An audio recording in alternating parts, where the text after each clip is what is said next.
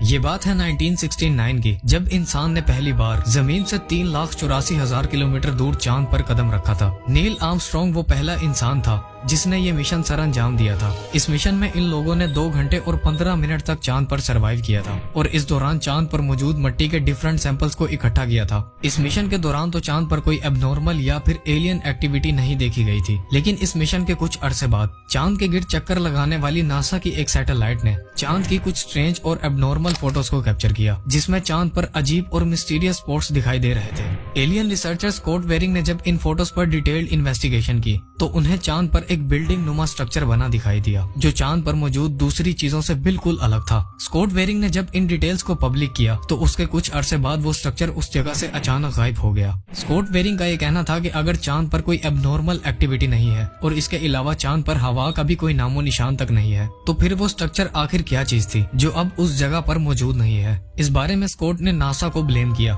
کہ ناسا نے اس سٹرکچر کو ایڈٹ کر وہاں سے ریموو کر دیا ہے اور اصل حقیقت کو دنیا سے چھپا لیا ہے۔ اس سٹرکچر کے علاوہ چند سال پہلے چاند پر ایک ٹینک کی شیپ کا سٹرکچر بھی ڈسکور کیا گیا تھا جو اس بات کی طرف اشارہ کر رہا تھا کہ چاند پر ضرور کوئی نہ کوئی ایلین ایکٹیویٹی موجود ہے جس سے ہم انسان اب تک نہ واقف ہیں۔